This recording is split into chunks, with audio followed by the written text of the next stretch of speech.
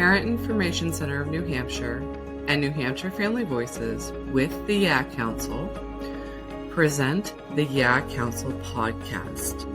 The YAG Council stands for Youth, for Education, Advocacy, and Healthcare.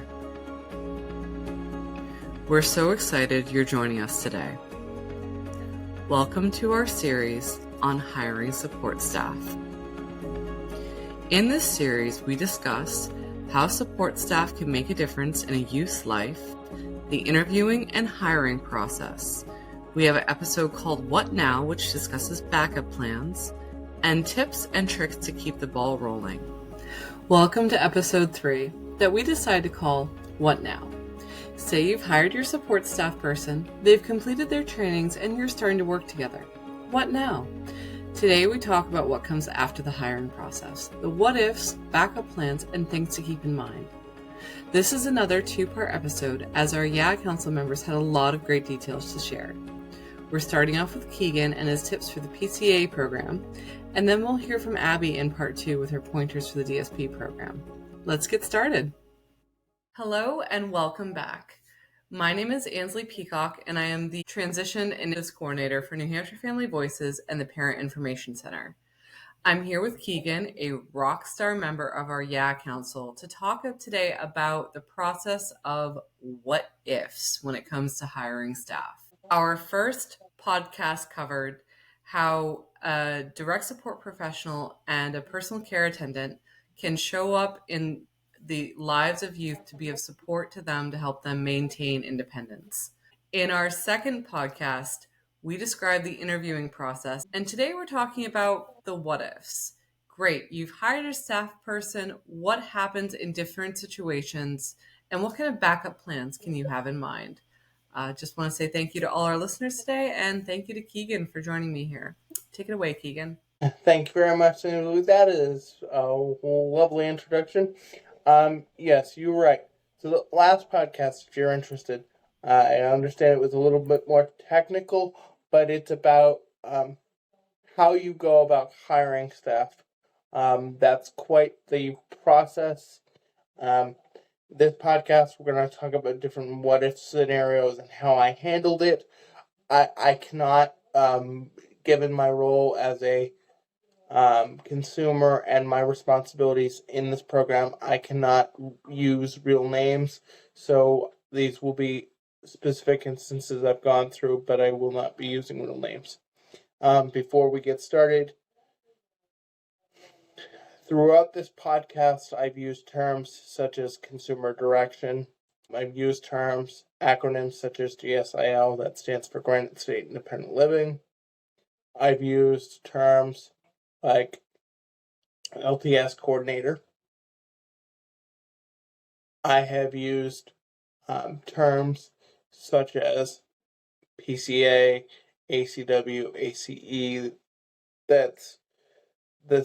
They're the same term used to refer back to the workers that work with you in GSIL. And your LTS coordinator, I also consider her my supervisor, and that will become more clear today. So, thanks for joining me on the What If journey. Let's get started.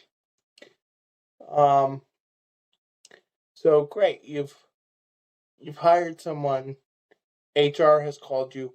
X person can start. What happens next? Then you follow up with that PCA, ACE, whichever you want to use for a term for that, and then you follow up with them and you say you're hired. What do you call and tell them? You call and tell them that they're all set to start, and you've already kind of made a rough agreement with them about roughly the hours and days they're going to work, because as part of the hiring packet you had a contingent offer form that you and the employee filled out that told HR the rough amount of days and hours worked. So after that, let's say things are going well. They've worked 2 weeks and it's about week 3. And if your employee comes to you week 3 and says, "I don't have a paycheck," whose responsibility is it to call payroll?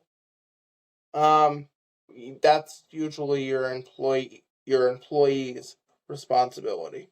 You might occasionally call payroll if there is a mistake in the timesheet, i.e., a shift that they didn't work, but for some reason there was some sort of glitch.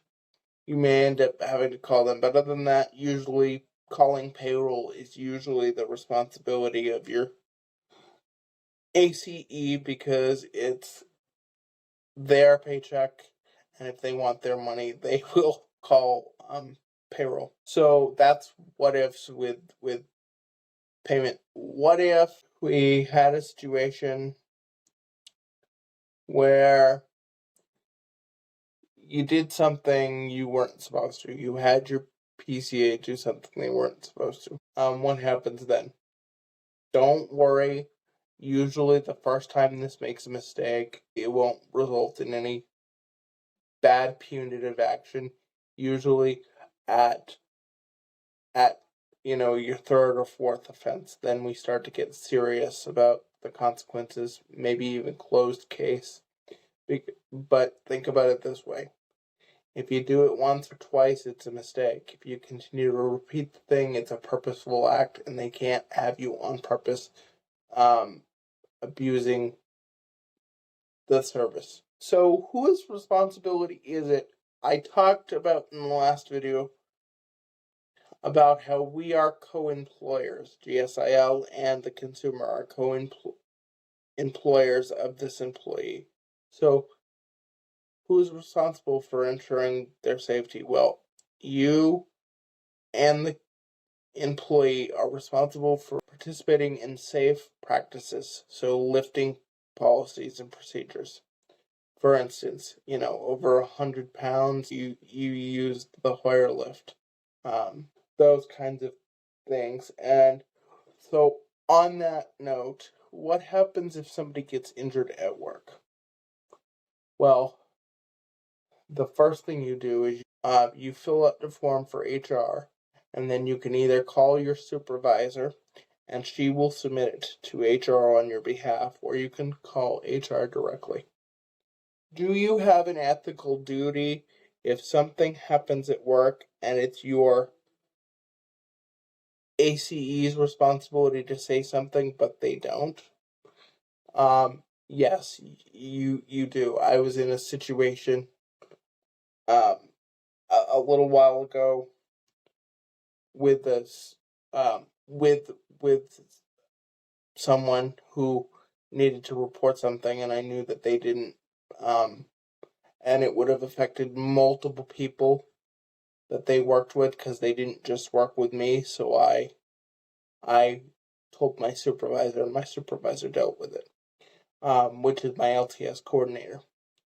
I call her my supervisor because she's the go-between me and the worker and me. So the worker can call my LTS coordinator just like I can call my coordinator. What I want to say is just don't think you know it all between the ages of 18 and whenever. People can make mistakes, and your supervisor will be there to help you deal with that. So, what if you're scheduling someone and they suddenly can't come in? Like, do you have a backup plan for hours or other people to be on staff? Yes, so the reason I didn't bring this up during the intake process is because I thought it would be better to mention it now. GSIL required you to have some backup plan of some kind. Medical appointments will come up, sick, all of a sudden, family emergencies, things will happen, and they know that you need help at all times. So my backup plan was another family member.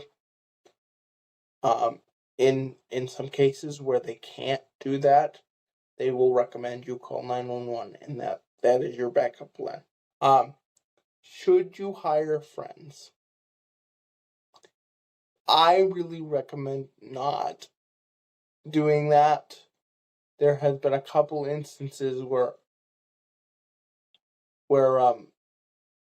the friendship has been irreparably damaged because they have either hurt me in some way during or after the job, and that didn't end up working out so well. So my main point to this is, what if an employee starts to say something bad about you? Or what if you know for a fact that something was said that wasn't supposed to be said? Can you then break confidentiality and then tell somebody else your side of the story? No, you can't, unfortunately, because that opens you up to litigation, and I'm sure everybody's heard this statement before: two wrongs don't make a right. So you would just look at it just as bad. Can you hire and fire anyone you want to at any time? Yes, you can. But if you need help every day and you've only got one or two people, because people are hard to come by, and you've got one that can only do so many hours, then I wouldn't recommend it, because you're just throwing money away at your college after that. What happens if you have multiple employees and some of them make different demands because of their different life circumstances? Well, in that case, you try to do the best you can. I know in one instance, I thought I was doing something good for somebody, and because they had said something about the distance that they were traveling. They requested that when I was able to, if I was able to reduce their hours. And so when I was able to do that and told them what the plan was, then they gave their notice. So I'm doing that to just say, sometimes you can't make everybody happy, but it's a business, and it's more important that you remember to not take it personal. Thank you very much for your time. On the next podcast, we will talk about how to maintain and retain workers and best practices for that, and how impactful different providers and pathways can be. Take it away, Ainsley. Thank you very much. Keegan, once again, you are a wealth of information, and thank you so much for sharing your lived experience and perspective with listeners.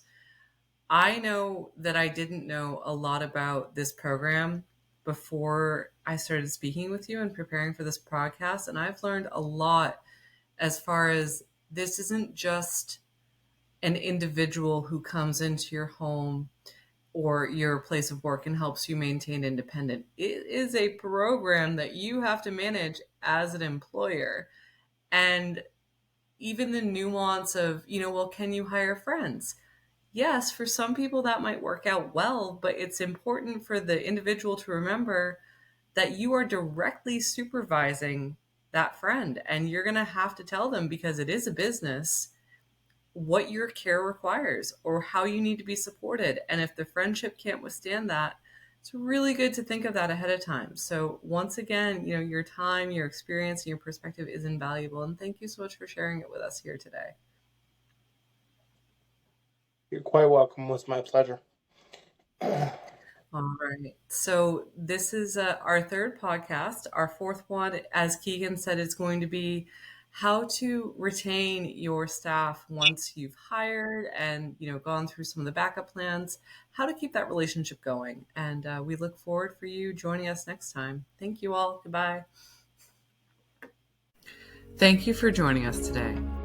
Tune in next time for part 2 of episode 3, where Abby shares what she learned working with her DSP about the ins and outs of tracking progress and some great points to remember. We hope you'll join us. Our music can be found on Pixabay. The recording artist is called Bo Gleason, and the track is called Picture the Sky. Special thanks once again to the Parent Information Center and New Hampshire Family Voices for their continued support of the YA Council, the advocacy and hard work being done by the youth there, and this podcast series. See you next time.